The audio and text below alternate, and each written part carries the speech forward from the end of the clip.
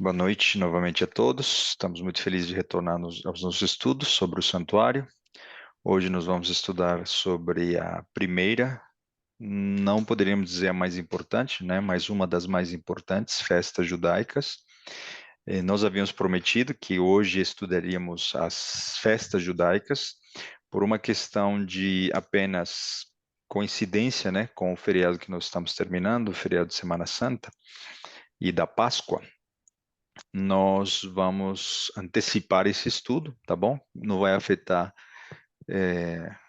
na série que a gente está propondo. Então, hoje nós vamos estudar a Páscoa, tá bom? Então, na semana que vem, nós vamos dar uma pincelada, uma recapitulada nas 7 principais festas judaicas. E vocês vão ver se da Páscoa a gente conseguir tirar todo um capítulo para nossa série, né? A gente poderia fazer o mesmo com as demais festas, certo? Mas como o objetivo da nossa série não são as festas judaicas, e sim apenas termos a base para nós depois conectarmos com o santuário, então o objetivo é apenas esse, tá bom? Mas como essa daqui é aquela que tem um conteúdo mais profundo em termos espirituais, né? Não que as outras não tenham, mas o estudo de hoje está correlacionado com a vida, morte, né, de Cristo, então nós vamos falar hoje a respeito disso, tá bom? Então a ordem não vai afetar, como eu disse, nós vamos iniciar pedindo o dom do Espírito Santo conosco para esse estudo e a irmã Marisa vai conduzir essa oração, por favor. Ok, oremos então. Querido Deus, maravilhoso Senhor, Jesus, Divino Espírito Santo, nosso Pai, grande é Senhor, digno de toda honra e toda glória. Senhor, venha nos abençoar no estudo dessa palavra, que o teu Santo Espírito possa nos iluminar, também, Senhor, possa encher o Johan de sabedoria, de iluminação, para que ele possa transmitir a tua palavra para nós. Que possamos estar, Senhor, com os nossos corações abertos, com as nossas mentes abertas para aprender de Ti e colocar em prática na nossa vida. É o que nós te pedimos e agradecemos em nome de Jesus. Amém. Amém. Muito bem. Então, essa ilustração é só para a gente mostrar, né, em que consiste a Páscoa. E mais do que o pão, mais do que o trigo, os frutos, consiste no sangue de um cordeiro que foi morto, né, no nosso lugar. Nós vamos falar a respeito disso hoje. Então, nós vamos fazer no nosso estudo, nós vamos lembrar quando foi instituída a Páscoa, tá bom? No Israel, no antigo Israel, quando eles ainda estavam no Egito, por ocasião da última praga. E ao tempo de nós trazermos os textos bíblicos que definem os detalhes da instituição da Páscoa, da original, né? Não dos coelhinhos, não dos ovos de Páscoa, nós vamos já aplicar na sequência os textos do Novo Testamento para mostrarmos como se cumpriu esse esse ensino. Então, a gente vai chamar da Páscoa, da primeira Páscoa, para o povo de Israel, dada no Egito, como o tipo, tá bom? E o antítipo será a concretização do símbolo trazido pelo tipo, tá bom? Então, mais importante do que o tipo é o antítipo, ou seja, a lição é mais profunda com a aplicação mostrada pelo tipo, tá bom? Então, eu sei que vocês vão entender um pouco melhor com um exemplo. Então, o contexto do povo de Israel naquele momento no Egito. Ezequiel 29:3 diz o seguinte: Fala e dize: Assim diz o Senhor Deus: Eis-me contra ti, ó Faraó, Faraó, rei do Egito, grande dragão, que pousas no meio dos teus rios e que dizes: O meu rio é meu e eu o fiz para mim. Então aqui Ezequiel já está nos dizendo algo muito importante, né? Olha, o inimigo do povo de Israel é o Faraó, mas na verdade Faraó representa o dragão. E por Apocalipse, né, quando nós estudamos, nós sabemos que o dragão é a serpente antiga, o diabo e Satanás. Então, quem estava manipulando? o povo egípcio e principalmente Faraó era o inimigo do povo de Israel, o inimigo de Deus, tá bom?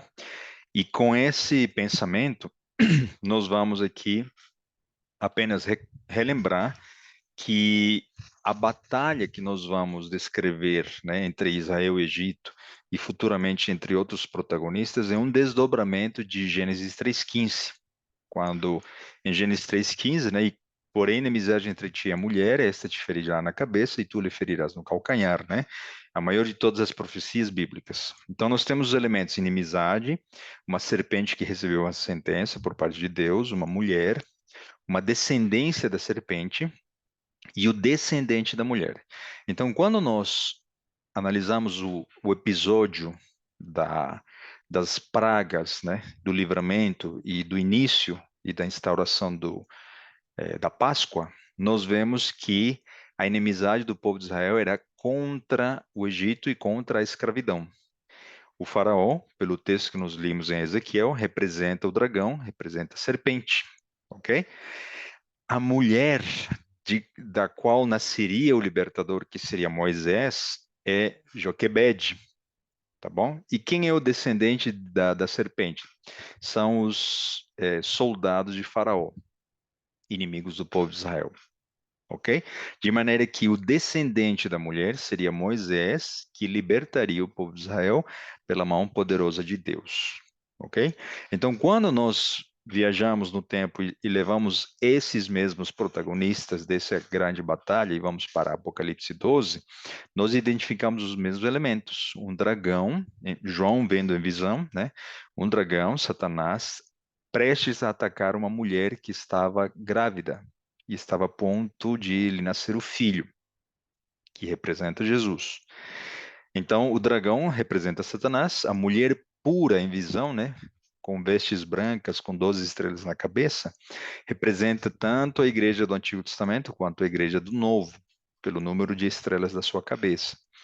E não está em Apocalipse 12, mas em Apocalipse 17 nós conseguimos identificar a inimiga da mulher pura, que é o contrário, a figura antagônica, né? Uma mulher prostituta, tá bom? Descendente desse dragão.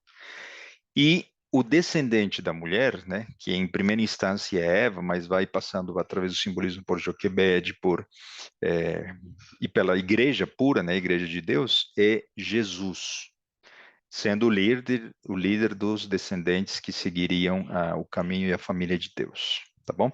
Então, nessa perspectiva, nós vamos entender que um grande conflito está ocorrendo desde Gênesis 3:15 e o episódio da Páscoa será um momento em que Deus vai estabelecer a solução para o povo de Israel, não apenas da escravidão, e sim um problema maior que seria o pecado, tá bom? Então, quando nós fazemos esses paralelismos, nós podemos dizer, olha, o passado vai nos ensinar muita coisa a respeito do futuro, né? Embora a história de Jesus já esteja no nosso passado, é isso que nós vamos fazer hoje, tá? Então, quando nós examinamos Moisés e Jesus como dois libertadores, um do povo de Israel e Jesus da humanidade como um todo, da sua igreja, né? Todos aqueles que quiserem aceitá-lo como Salvador, então nós vemos que Moisés era um com seus irmãos hebreus e Jesus era filho do homem, né? Um como nós, ser humano. Moisés não era escravo, ele era da família, né? Adotado pela princesa do Egito. Jesus não era escravo como nós humanos, né? Escravos do pecado. Ele é filho de Deus. Moisés tinha sangue hebreu e uma herança diferente do povo. Assim como Jesus, tá? Moisés não nasceu como escravo. Da mesma maneira, Jesus, ele teve uma concepção divinal. E Moisés não precisava de um salvador, porque ele poderia simplesmente ser o príncipe do Egito, né? Da mesma maneira, Jesus, ele estava já na glória. Então, quando nós amplificamos os paralelismos entre Moisés e Jesus, vocês ficariam encantados, né? Daria para fazer uma mensagem só a respeito dessas lições e desses paralelismos. A maneira de exemplo, eu mostro aqui alguns, né? Faraó mandou matar os bebês. Herodes mandou matar os bebês lá na época em que Jesus nasceu. Moisés foi protegido no Egito. Jesus, ele se protegeu no Egito, fugindo da matança da ordem de Herodes. Deus chamou Moisés a sair do Egito e Jesus foi chamado a abandonar o Egito quando o anjo enviou aviso a José dizendo que Herodes tinha morrido. A morte do cordeiro na Páscoa, né, era um sinal de libertação. E Jesus, como cordeiro pascal, ele veio tirar o pecado do mundo. Israel e Moisés, e nós vamos ver isso com mais detalhe nos próximos capítulos da nossa série, eles foram batizados no Mar Vermelho. Jesus foi batizado no Rio Jordão.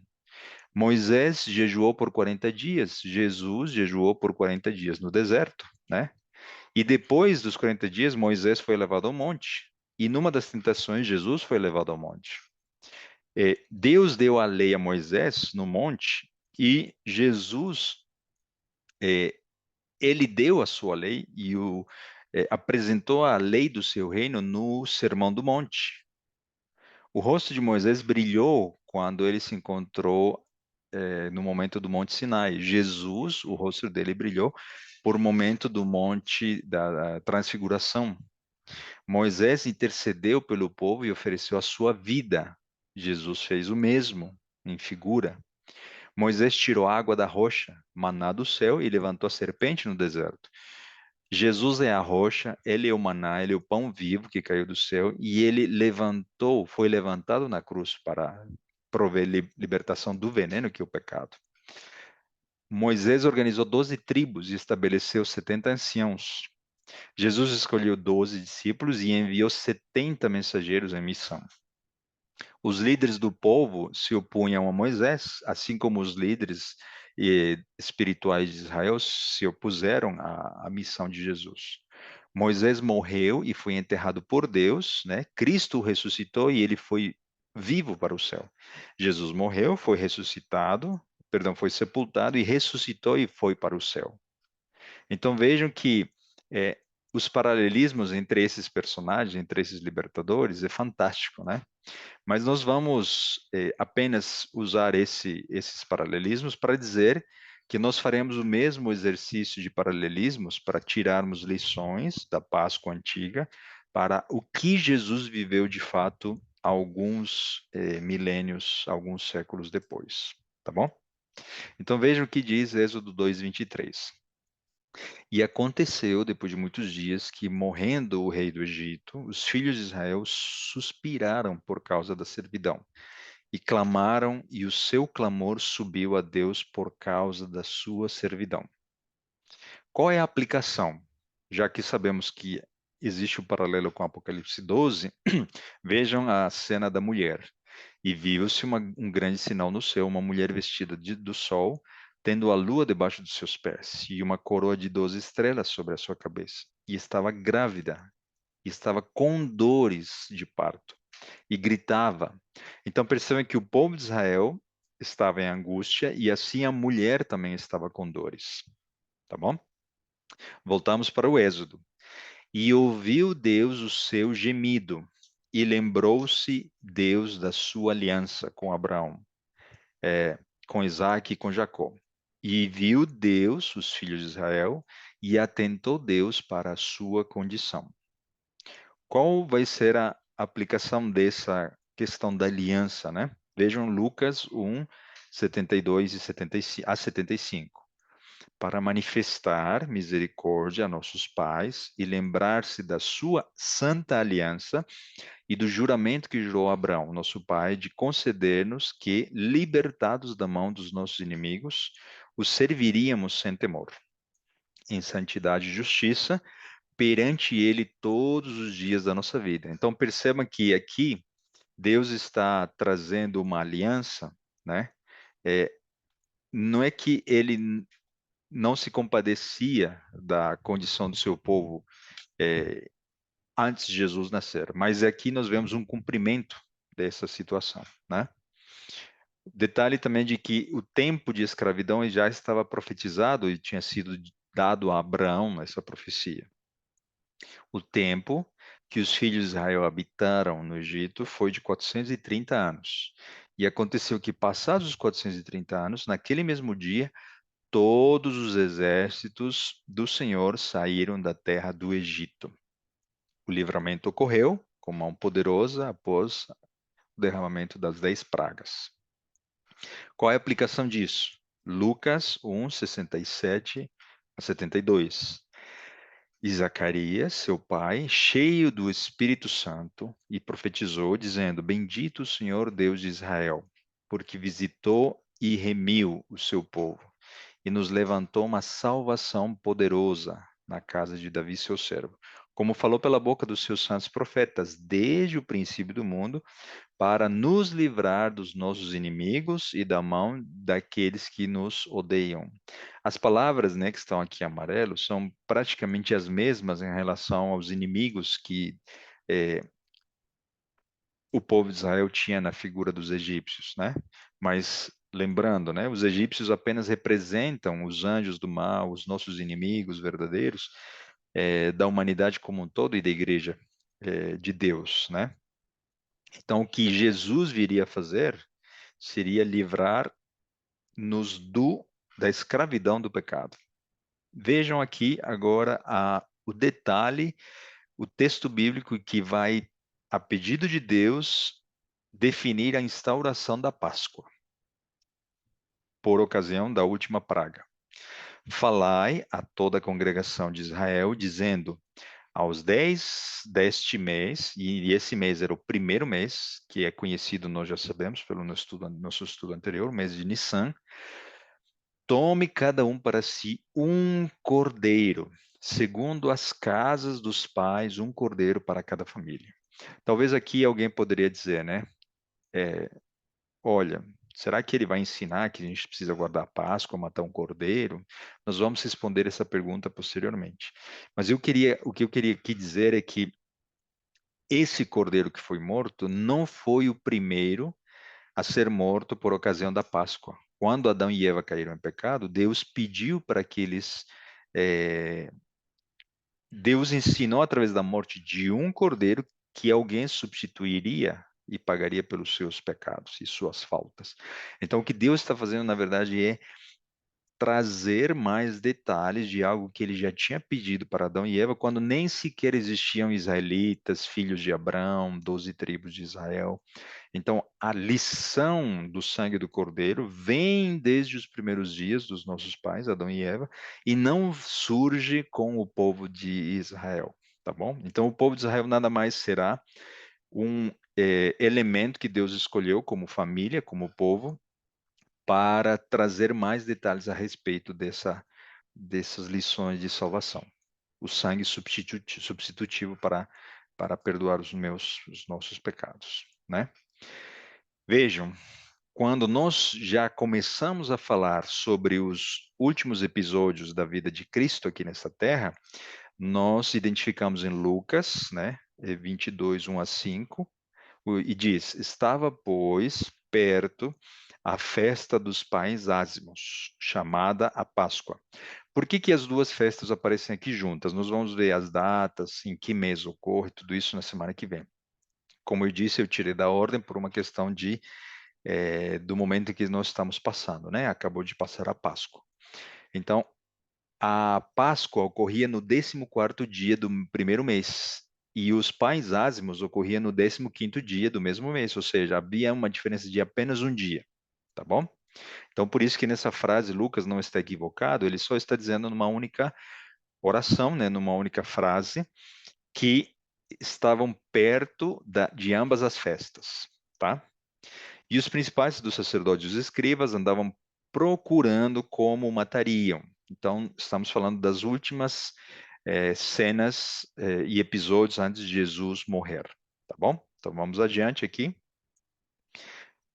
Marcos 14, 6 a 8 diz: Jesus, porém, disse, né? Disse quem? A Maria, se referindo a Maria Madalena: Deixai-a, porque a molestais? Ela fez-me boa obra, porque sempre tendes os pobres convosco, e podeis fazer-lhes bem, quando quiserdes, mas a mim nem sempre me tendes.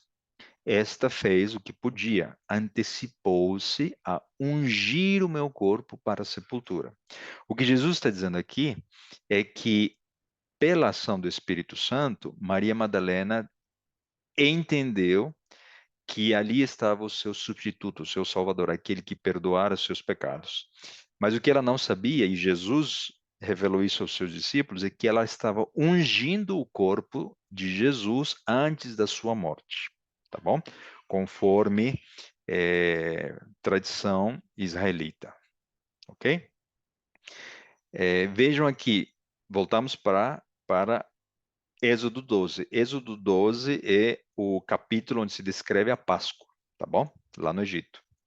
O cordeiro ou cabrito será sem mácula, um macho de 1 ano, o qual tomareis das ovelhas ou das cabras. Então, aqui, a condição necessária que o cordeiro deveria ter era um cordeiro perfeito, né? Sem defeito, sem mancha, de 1 ano. Por que que tinha que ser de 1 ano? Porque os israelitas sabiam, né, que os cordeiros chegavam à idade adulta entre 6 a 12 meses de idade, tá bom? Então Jesus, e aqui nós vamos para 1 Pedro 1, 18 e 19, né? Sabendo que não foi com coisas corruptíveis, como prata ou ouro, que fostes resgatados da vossa vã maneira de viver, que por tradição recebestes dos vossos pais, mas com o precioso sangue de Cristo, como um cordeiro imaculado e incontaminado. O que Pedro está enxergando é a aplicação de Êxodo 12. Esse cordeiro, Jesus, identificado por João como o cordeiro que tira o pecado do mundo, ele seria sem mancha, perfeito. E como se relaciona essa questão da idade do cordeiro de 1 ano? Jesus, ele entregou sua vida não como criança e não como um ancião, ele entregou sua vida como um adulto, para dar-nos exemplo, não só na questão do batismo, né, mas principalmente da sua missão, tá bom? Tão importante quanto a morte de Jesus na cruz do Calvário é a sua vida no acampamento, antes de entrar no santuário, sem pecado. De nada serviria a morte de Cristo se Jesus não tivesse vivido uma vida sem pecado, sem mancha. Tá bom? Nós vamos falar um pouco melhor sobre isso quando nós formos tratar a respeito de Jesus seguindo a liturgia do santuário. E nós vamos começar hoje, né, fazendo isso já. Lucas 3:23 disse, né? E o mesmo Jesus começava a ser de quase 30 anos, sendo como, né, como se cuidava, né, filho de José e José de Eli. Como eu disse aqui, ele já na sua idade adulta, ele entregou sua vida por nós. Voltamos para Êxodo, estamos indo e vindo, né, na linha do tempo. E eu passarei pela terra do Egito esta noite e ferirei todo o primogênito da terra do Egito, desde os homens até os animais. E em todos os deuses do Egito farei juízos, eu sou o Senhor. Aqui nós temos uma aplicação. Acabei não trazendo o texto bíblico, mas Jesus é o primogênito, é o principal, né? É a primícia, né? É o nosso irmão mais velho, porque ele existiu antes de nós como filho de Deus. Então, ele é a aplicação da característica, neste caso, da primogenitura dos filhos de Israel que seriam salvos pelo sangue do Cordeiro. E aquele sangue vos será por sinal nas casas em que estiverdes, vendo seu sangue, passarei por cima de vós, e não haverá entre vós praga de mortandade, quando eu ferir a terra do Egito. Então vejam que o que livraria os primogênitos de Israel da morte seria um sinal, o sangue do cordeiro nos portais das casas dos israelitas. Tá bom? Isaías 53, um texto maravilhoso. Vejam o que diz, né? O profeta Isaías. Mas ele, se referindo ao cordeiro, a Jesus, em última instância, foi ferido por causa das nossas transgressões e moído por causa das nossas iniquidades. O castigo que nos traz a paz estava sobre ele, e pelas suas pisaduras fomos sarados. Todos nós andávamos desgarrados como ovelhas, cada um se desviava pelo seu caminho, mas o Senhor fez cair sobre ele a iniquidade de nós todos. Então, o sangue de Cristo, né, é o motivo pelo qual nós podemos ter liberdade, né, do pecado. Assim como 1 João 1,7 diria. Mas, se andarmos na luz, como ele na luz está, temos comunhão uns com os outros. E o sangue de Jesus Cristo, seu Filho, nos purifica de todo pecado. Novamente, voltamos para Êxodo 12:46. Vejam alguns detalhes que fazem diferença na identificação de quem seria o verdadeiro Cordeiro, né, o Messias. Numa casa se comerá, não levarás daquela carne fora da casa, nem dela quebrareis o osso. Quebrar o osso de quem? Do cordeiro, né? O que ocorreu com Jesus? Em João 19:32, 33 diz: Foram, pois, os soldados e, na verdade, quebraram as pernas ao primeiro e ao outro, que como ele fora crucificado. Mas vindo Jesus e vendo-o já morto, não lhe quebraram as pernas. Como se aproximava aquela tormenta, né? A terra tremeu e nuvens espessas cobriram o céu. Então eles aceleraram a morte dos dois ladrões, quebrando as pernas deles, o que sustentava o próprio peso, e eles não conseguiam respirar, né? Com a força das pernas. Eles então caíam pela gravidade e o seu pulmão ficava asfixiado, né? Eles perdiam rapidamente o ar e eles morreriam rapidamente.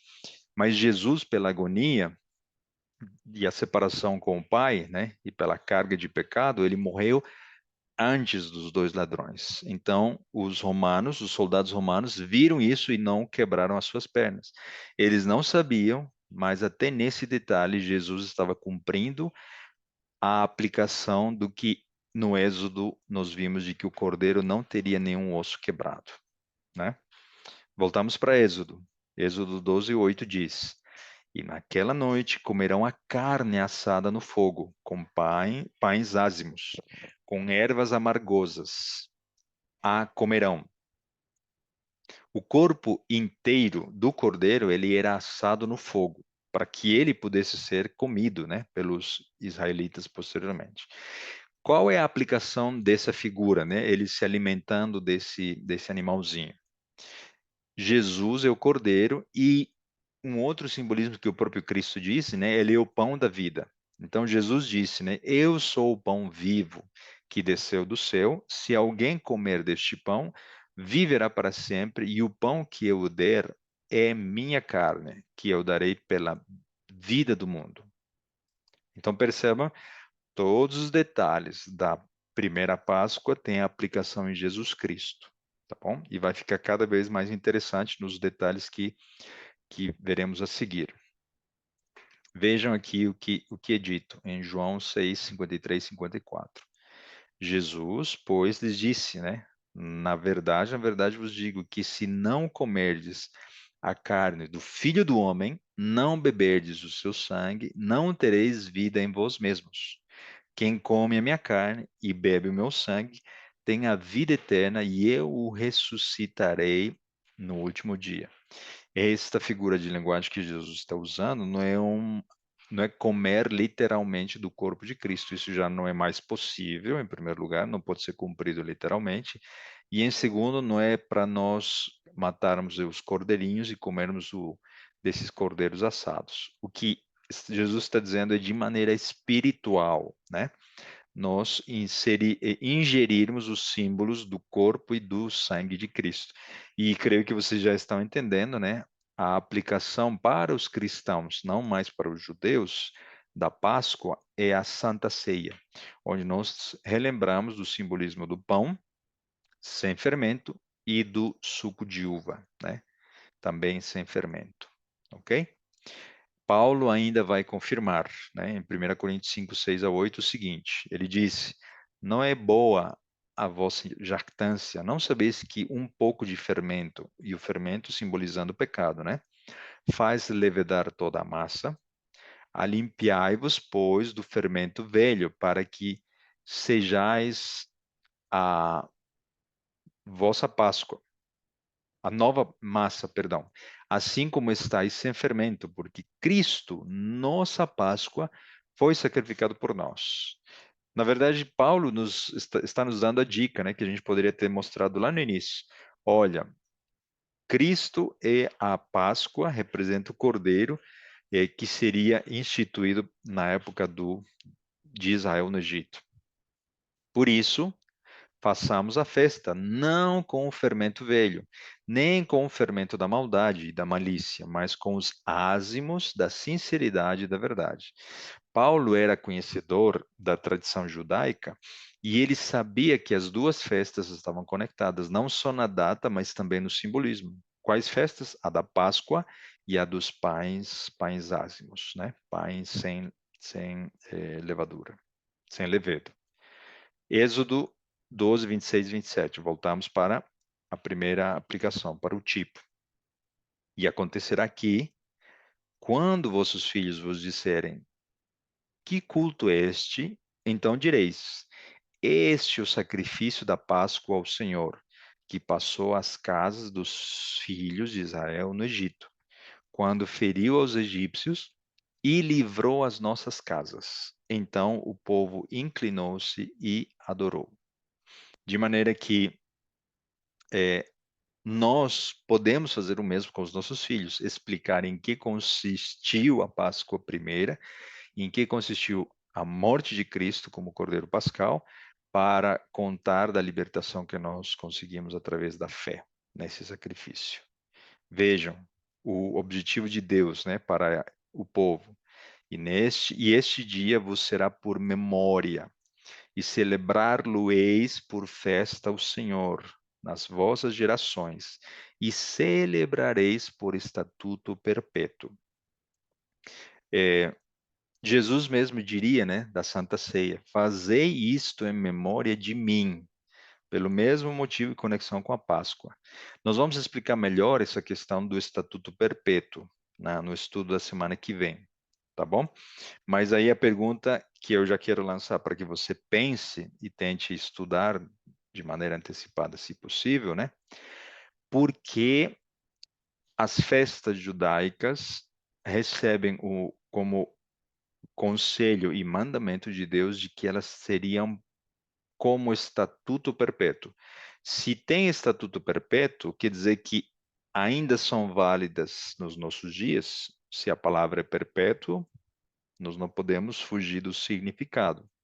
Então, nós vamos responder se aplicam, se nós precisamos praticar ou não, tá bom? Na semana que vem. Mas já vão pensando, ok? E o que é perpétuo e o que não seria? Estou tentando dar uma dica por aí, tá bom? Mateus 26, 26 a 28 diz, né? Por ocasião da Santa Ceia. E quando comiam, Jesus tomou o pão e, abençoando-o, partiu e deu aos discípulos e disse: tomai, comei, isto é meu corpo. E tomando o cálice e dando graças, deu-lo, dizendo: bebei dele todos, porque isto é o meu sangue, o sangue do Novo Testamento, que é derramado por muitos para a remissão dos pecados. Aqui nós vemos a introdução, né, e a instauração da Santa Ceia por pedido de Cristo, trazendo os mesmos símbolos, né? O pão e o sangue, simbolizado pelo suco de uva. De maneira que hoje, perdão, neste momento, nós conseguimos fazer um resumo do que nós já vimos até aqui. Êxodo 12 versus os evangelhos. A Páscoa equivale à Santa Ceia. Comer o cordeiro equivale a comer o pão, na simbologia do corpo de Cristo. O sangue colocado nas portas equivale ao suco de uva. E a eliminação da gordura, ele é equivalente ao lavamento dos pés, onde nós eliminamos nosso orgulho, nosso pecado, e o depomos, né, com um sinal de humildade para o nosso próximo, já que a gordura representa também o pecado. Tá bom? Então, dito isso, nós vamos agora falar quem faria o anúncio da Páscoa, tá bom? Aqui eu vou abrir um parênteses bem curtinho. Nós vamos falar com muito mais detalhes nos próximos capítulos. Toda vez que Jesus iniciava ou mudava nas suas atividades salvíficas de um compartimento para o outro dentro da liturgia do santuário, e vocês vão entender isso melhor, tá? Depois, Deus enviava um anúncio, ok? Então, só para vocês entenderem o que estou dizendo. Quando Jesus veio ao mundo, ele entrou no acampamento. Quando ele foi batizado, ele entrou para o átrio. Quando ele foi morto, ele morreu na cruz. Perdão, quando ele foi morto na cruz, ele estava representando o altar de sacrifício. E assim por diante, tá bom? Então, nós vamos ver em detalhes esses passos que eu estou dizendo quando nós estudarmos que Jesus seguiu a liturgia do santuário, tá bom? Não percam, serão 2 estudos de tantos detalhes que tem. Mas o que eu quero dizer aqui é, quando Jesus nasceu e entrou no acampamento, Deus enviou anjos para dar anúncio, e os pastores foram testemunhas. E Deus tocou o coração dos sábios do Oriente, e eles foram para Israel para adorar o Messias. O anúncio foi dado. Quando Jesus ia iniciar seu ministério, por ocasião do seu batismo, João Batista foi enviado por Deus para dar o anúncio, e assim por diante, tá bom? E isso vai até os nossos dias, 1844, etc, etc. Creio que vocês já estão entendendo todas essas aplicações que nós faremos no futuro. Quem deu o anúncio para avisar aos israelitas e na Jerusalém, né, na capital de Israel, na Palestina, que Jesus morreria como Cordeiro Pascal? Então, nós vamos falar disso agora, tá bom? Mateus 21, 1 a 7. Vejam aqui, né? Algo grandioso ocorreria em Jerusalém, a morte de Jesus, e isso precisava ser anunciado. O povo precisava saber, né?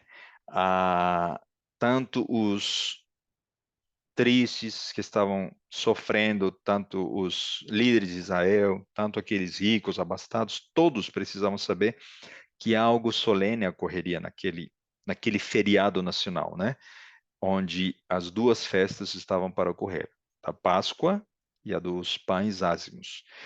E aqui, a maneira de resumo, nós vamos dizer, o anúncio de que isso ocorreria, a morte de Jesus naquele final de semana, foi a entrada triunfal de Jesus em Jerusalém, tá bom? Vejam aqui os detalhes. Mateus 21 diz o seguinte: E quando se aproximaram de Jerusalém e chegaram a Beth-Jafé, ao Monte das Oliveiras, enviou então Jesus 2 discípulos, dizendo-lhes: Ide. Quem deu a ordem? Jesus. A aldeia que está de frente a vós, e logo encontrareis uma jumenta presa, e um jumentinho com ela. Desprendei-a e trazei-mos. E se alguém vos dizer alguma coisa, direis que o Senhor os admister, né?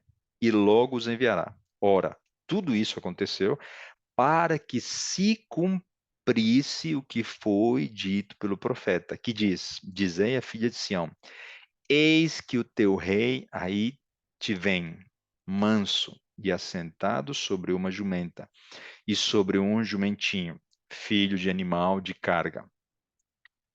E indo os discípulos e fazendo como Jesus lhes ordenara, trouxeram a jumenta e o jumentinho sobre eles e puseram as suas vestes e fizeram-no assentar em cima. Não me lembro o profeta aqui, acabei não anotando isso, mas ele está cumprindo uma profecia, né? Porque os reis, eles entravam assentados em burrinhos, né? Em jumentinhas na cidade de Jerusalém. Vejam o que diz o Desejado de Todas as Nações. Ellen White, inspirada por Deus, disse: Nunca antes em sua vida terrestre permitir a Jesus essa demonstração. Previa claramente o resultado. Levá-lo-ia à cruz. Era, porém, seu desígnio apresentar-se assim publicamente como redentor. Desejava chamar a atenção para o sacrifício que lhe devia coroar a missão para com o mundo caído. O que Jesus está fazendo? Então, ele mesmo está anunciando e preparando o anúncio da entrada triunfal para avisar aos israelitas o que ocorreria nesse final de semana. Mateus 21, 8 a 11. E muitíssima gente estendia as suas vestes pelo caminho, e outros cortavam ramos de árvores e os espalhavam pelo caminho. E a multidão que ia adiante e que seguia clamava, dizendo: Hosana ao filho de Davi, bendito que vem em nome do Senhor, Hosana nas alturas. E entrando ele em Jerusalém, toda a cidade se alvoroçou, dizendo: Quem é este? E a multidão dizia: Este é Jesus, o profeta de Nazaré da Galileia. O anúncio foi dado, Jesus mesmo foi o mensageiro e toda a cidade soube que alguma coisa aconteceria nesse final de semana. O que eles não entendiam é que ele morreria. Eles achavam que ele se tornaria rei dos israelitas. E quando já chegava perto da descida do Monte das Oliveiras, toda a multidão dos discípulos, regozijando-se, começou a dar louvores a Deus em alta voz. Vejam a alegria deles, eles achando que Jesus se tornaria rei, por todas as maravilhas que tinham visto, dizendo: Bendito o Rei que vem em nome do Senhor. Paz no céu e glória nas alturas. Vejam o que Ellen White vai dizer a respeito desses episódios. Nós estamos vendo o quê? Uma alegria, não compreendendo o que de fato ocorreria, um livrinho, uma mensagem que na boca era doce e que no ventre se tornaria amargo. Algo que posteriormente em Apocalipse 11, né, ocorreria também. Vejam o que diz os Desejos de todas as Nações na página 401. Os acontecimentos relacionados com essa entrada triunfal constituíram assunto de todas as bocas e tornariam Jesus objeto das cogitações de todos os espíritos. Depois da sua crucifixão, muitos recordariam estes fatos relacionados com seu julgamento e morte. Seriam levados a pesquisar os escritos dos profetas e convencer-se-iam de que Jesus era o Messias, e multiplicar-se-iam em todas as terras os conversos à fé. Quem passasse pelo peneiramento, né, da decepção da morte de Cristo, pesquisaria os escritos dos profetas para entender quem de fato era Jesus. Então, desde então, começou Jesus a mostrar aos seus discípulos que convinha ir a Jerusalém e padecer muitas coisas, ser morto e ressuscitar ao terceiro dia. E Pedro, tomando-o à parte, começou a repreendê-lo, dizendo: Senhor, tenha compaixão de ti, de modo nenhum te acontecerá isto. Pedro e os discípulos não compreendiam o que Jesus estava falando a respeito da sua morte. Olha o que Ellen White disse ainda, né? Cristo se achava no ponto de transição entre dois sistemas e suas duas grandes festas. Ele, o Imaculado Cordeiro de Deus, estava para se é, perdão, estava para se apresentar como oferta pelo pecado e queria assim levar o termo a termo o sistema de símbolos e cerimônias que por 4.000 anos apontara a sua morte. Ao comer a Páscoa com seus discípulos, instituiu em seu lugar o serviço que havia de comemorar seu grande sacrifício. Passaria para sempre a festa nacional dos judeus. O serviço que Cristo estabeleceu devia ser observado por seus seguidores em todas as terras e por todos os séculos. O que ele fez com seus discípulos na ceia, né, na última ceia, foi avisá-los, né? Hei de comer a Páscoa, né? Antes da festa da Páscoa, ele precisaria preparar os seus discípulos e praticar a Páscoa, né? Viver a Páscoa, tá bom? Então, ele não passaria na sexta-feira, né? A, a instituição da Páscoa, ele precisou, por questões práticas, instituir a Santa Ceia na quinta-feira, porque na sexta-feira ele já morreria, tá bom? Então aqui nós vamos adiante, e aí entra o que eu prometi no grupo hoje, né? Agora nós vamos ver, depois desse anúncio da entrada triunfal em Jerusalém, qual é a profecia que descreve o mês, o dia da morte de Jesus, é, profetizados no livro de Daniel. Tá bom? Pela questão do tempo, eu vou passar um pouco rápido, mas eu vou tentar deixar na descrição do vídeo do YouTube, quando nós enviarmos a gravação, o link do vídeo onde em 1 hora, né, de estudo, eu apresento o estudo das 70 semanas de Daniel 9, tá? Que descrevem essa profecia, tá bom? Então vejam aqui o que diz Êxodo 2:3. Nós já limos, né?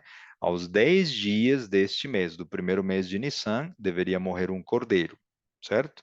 Então nós identificamos no nosso mês, no ano calendário aqui, o primeiro mês, Nissan, e no 10º dia, né, ocorreria a morte do cordeiro pascal, tá bom? Isso equivale entre os meses de março e abril, tá bom? No nosso calendário ocidental.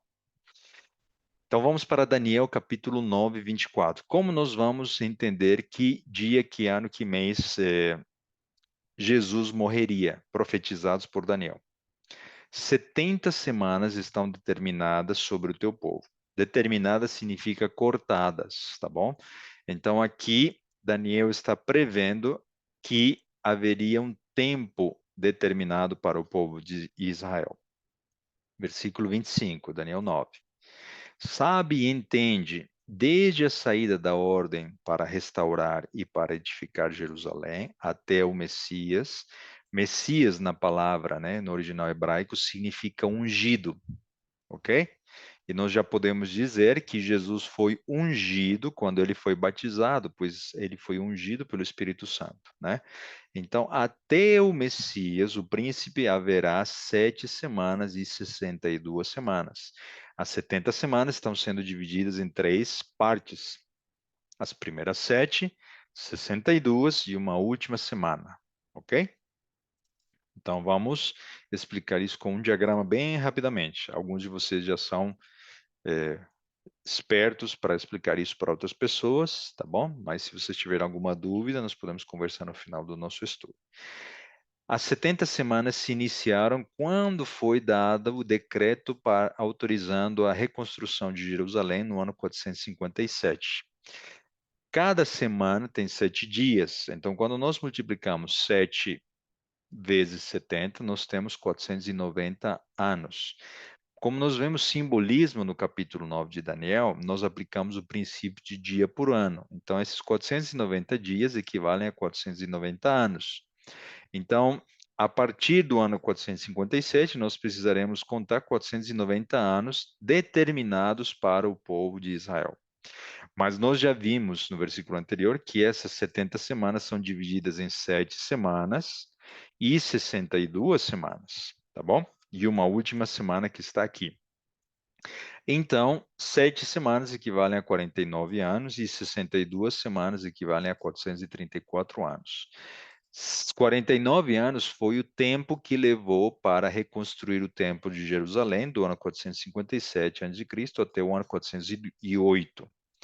E o Messias seria ungido, né, depois de finalizadas as 62 semanas, fazendo as contas, né, de trás para frente, reduzindo o tempo, né, antes de Cristo, nós chegamos ao ano em que Jesus foi batizado, no ano 27 depois de Cristo, ok?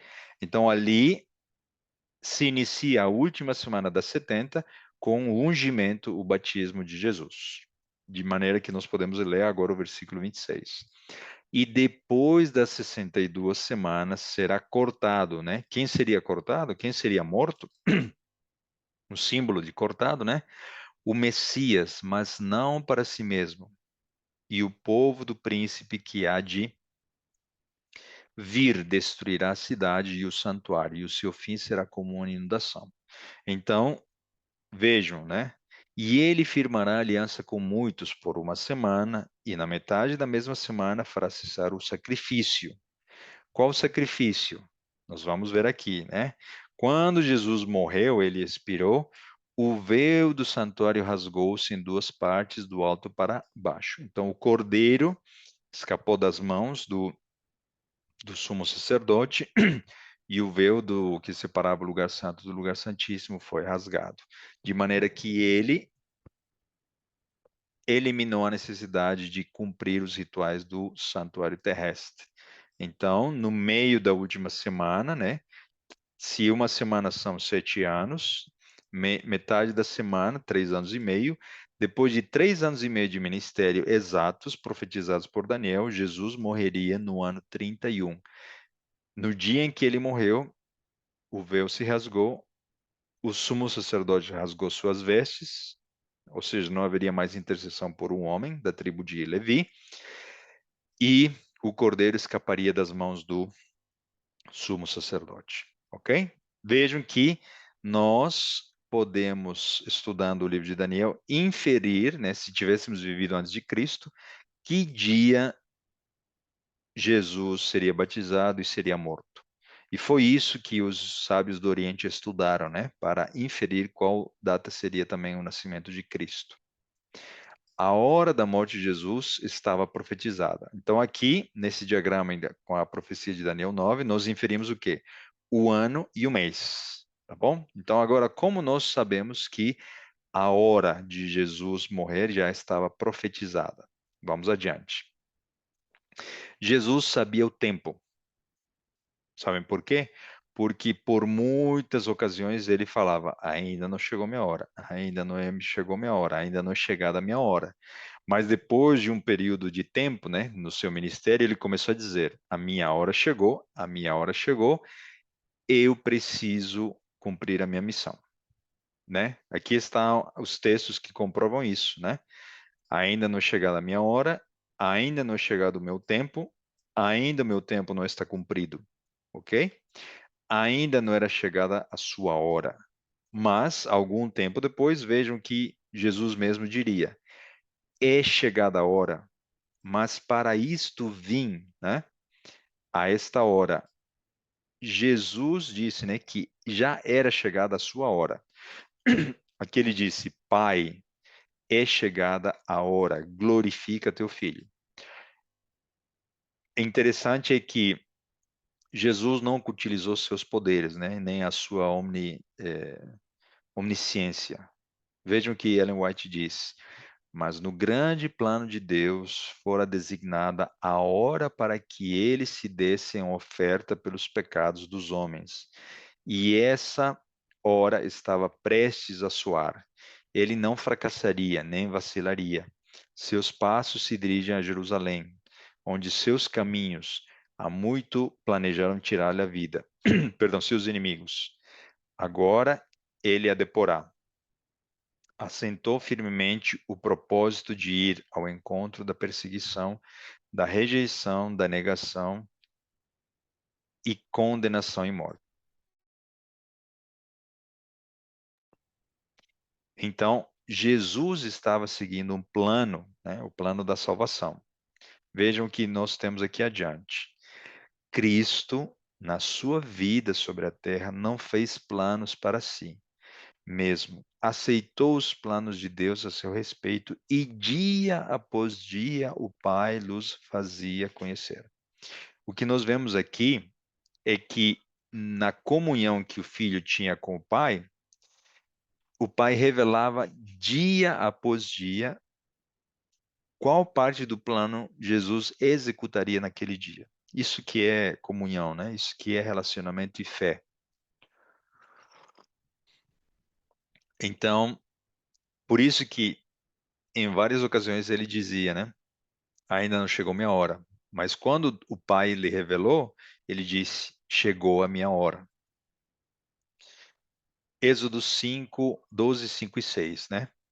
Aos 10 deste mês, no 14º dia deste mês, sacrificará o cordeiro à tarde. Em algumas versões está escrito entre as duas tardes. Vamos entender isso rapidamente. Como isso se relaciona com a hora em que Jesus morreu? É, é conhecido que a parte escura do dia dura 12 horas e a parte clara do dia dura 12 horas, pela maneira como nós contamos o dia usando Gênesis, né?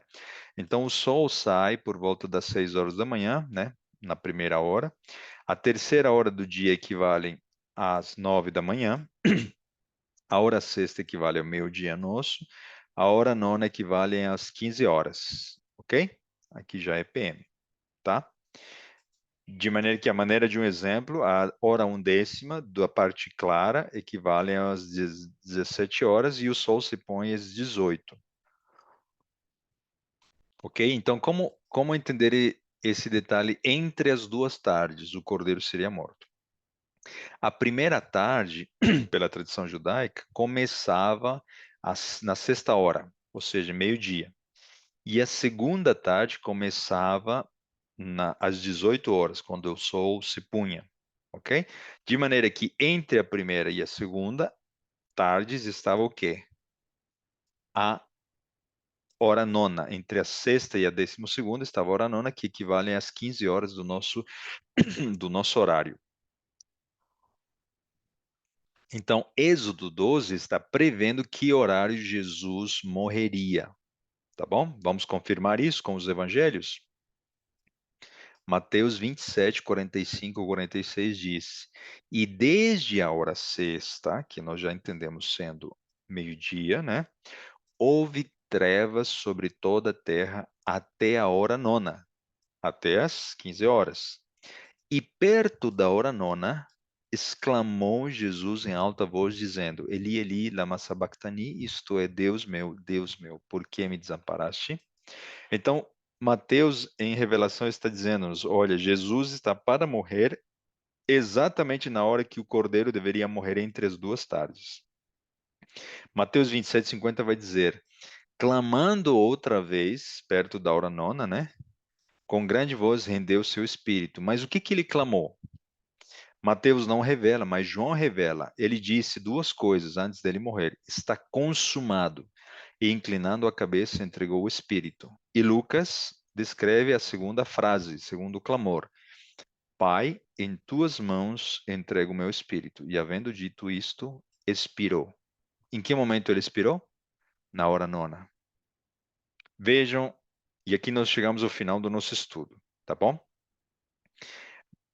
Ao irromper dos lábios de Cristo, o grande brado está consumado. Oficiavam os sacerdotes no templo. Era a hora do sacrifício da tarde. O cordeiro que representava Cristo fora levado para ser morto. Trajando o significativo e belo vestuário, estava o sacerdote com o cutelo erguido, qual Abraão quando prestes a matar o filho, vivamente interessado. O povo acompanhava a cena.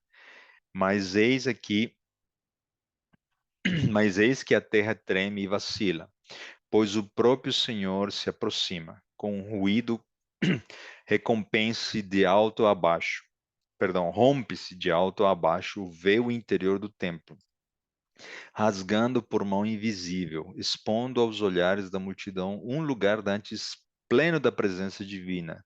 Está falando do lugar santíssimo, né? Nunca tinha tido acesso a esse lugar por causa da cortina que separava os compartimentos. Ali habitara o Shekinah, ali manifestara Deus sua glória sobre o propiciatório. Ninguém, senão o sumo sacerdote, jamais erguera o véu que separava esse compartimento do resto do templo. Nele penetrava uma vez por ano para fazer expiação pelos pecados do povo. Mas eis que esse véu é rasgado em dois. O Santíssimo do Santuário Terrestre não mais é um lugar sagrado. Tudo é terror e confusão. O sacerdote está para matar a vítima, mas o cutelo cai-lhe da mão paralisada e o cordeiro escapa. Porque naquele momento, um tremor de terra, né, quando Jesus estava morrendo, ocorreu. O tipo encontrara o antítipo por ocasião da morte do Filho de Deus. Foi feito grande sacrifício. Acha-se aberto o caminho para o Santíssimo. um novo, vivo caminho está para todos preparado. Não mais necessita a pecadora aflita humanidade esperar a chegada do sumo sacerdote. Daí em diante devia o Salvador oficiar como sacerdote e advogado no céu dos céus. Era como se uma voz viva houvesse dito aos adoradores: agora tem fim todos os sacrifícios e ofertas pelo pecado. O Filho de Deus veio segundo a sua palavra. Eis aqui venho para fazer, ó Deus, a tua vontade. Por seu próprio sangue entrou uma vez no santuário e, havendo efetuado uma única e eterna redenção. E aqui nós finalizamos nosso estudo com quão maravilhoso, né? Essa revelação e que nós podemos entender em relação ao tipo e o antítipo. Jesus era o Cordeiro Pascal. Todos esses cordeiros que foram mortos por todos os feriados da Páscoa israelita apontavam para o maior de todos, né? Aquele verdadeiro cordeiro que morreria pelos pecados da humanidade. Nós finalizamos explicando bem rapidamente a questão do desapontamento. Vocês sabiam que o desapontamento que os discípulos passaram é um prenúncio do desapontamento que muitos anos depois a igreja passaria, por ocasião do ano de 1844? Existem algumas semelhanças, né, que nós podemos ver aqui. Os discípulos, eles achavam que Jesus se tornaria rei. Os seguidores ficaram muito tristes e perturbados, né? E eles ficaram amargurados, eles abandonaram Jesus praticamente, né? Todos eles fugiram no momento do Calvário. Mas alguns não renunciaram à sua fé, né? Então, Jesus, quando ele ressuscitou, ele escolheu dois seguidores para explicar para eles, no caminho de Emaús, quem ele era de fato, né? Vejam a cena de Lucas 24, 27 a 20, 24, 25, 27. E lhes disse: ó nécios e tardos de coração para crer tudo o que os profetas disseram. Porventura não convinha que o Cristo padecesse estas coisas e entrasse na sua glória? E começando por Moisés e por todos os profetas, explicava-lhes o que dele se achava em todas as Escrituras. Imaginem essa caminhada. Eu queria ter participado nessa caminhada. Imaginem Jesus fazendo os paralelismos que nós fizemos com Moisés. Os israelitas conheciam que Moisés era o libertador. E ele disse: olha, Moisés quase foi morto quando era bebê. Eu quase fui morto pelo mandato de Herodes. E ele começou a fazer todos os paralelismos.